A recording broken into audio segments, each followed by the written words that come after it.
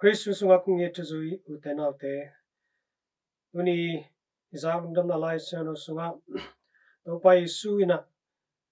china mi te dam sangna thu pachina mi te laka Simon I sungnu adam sangna thu imohi lungdam na thu geni na pai koi koi na pani na tuni ina topai su Simon ina hunghohi Simon sungnu pe napi takina chisana tina hom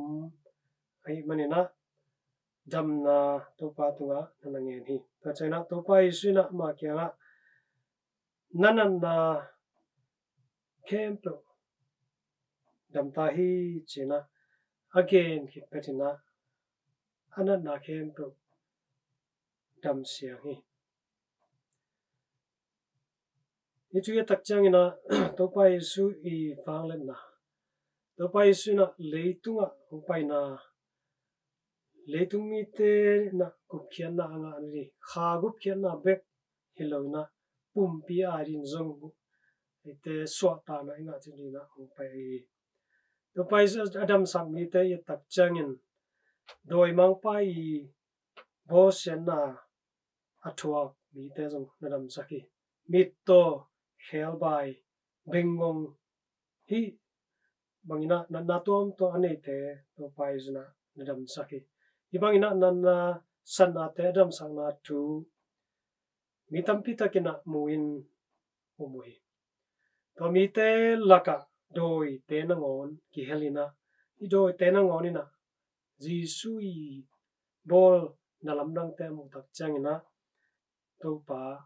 umuhi china lai sang thuina na gen hi ina hi topa isui sep na bol na te a bol na lamdang te tunina eite sunga jong topa na bol the hi tuana lamdang te eite sunga bol tak changina satanina hi na lamdang amu tak changina o topan hi ibang bol thei ta mo chi kamal khat genina alungkim ziaw bek te hi lo ding tu pi topana nang tunga na lamdang tampi bol the hi nana sat na te dam sak the hi nakhi tuite ang nul sak the hi nada na naka na panina lungdam na a ong puak the hi tua bangina ong puak tak changina hi alamdang na sep na ina topa na sep na hi na phokin ama tunga lungdam kowin ama tunga na lungdam na nako ki tak changina topa o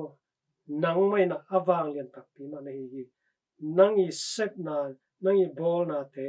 keitunga na pitakina lian hi china ama iphat thei dipen tu pi doi te na topa I na sep na muina a upu hang topa nung na zui lowi topa na sem lowi topa thu na zui lowi na hi doi te to ikilam dan na tunin ei te na topa I na sep na imu hit phetin ama I gen thu te zong a zui te I ni tu pi ama I na asem te I sin tu pi tamena te na te lai sa no masa sunga mi sa no polu ina korin mi te tunga alai kha na Colossian mi te tunga alai kha na bang na gen ham chile no te na a polu pol ikele pol hing china na ki se loi ai zongina a polu hitale kwa hitale eite kem propen pasien na asem te hileli hang ken kaswana a polu na tuibo hi a khang sak to pai lali tuinan ei sep na to piang bang omlo to pang sep kele bang ma piang thei loi tamena to pa sep na to pai phanglen na itena aton tungina thein amai phanglen na tunga kinga in ama tunga mon na kip inei ton tung ding tu pi tamena ke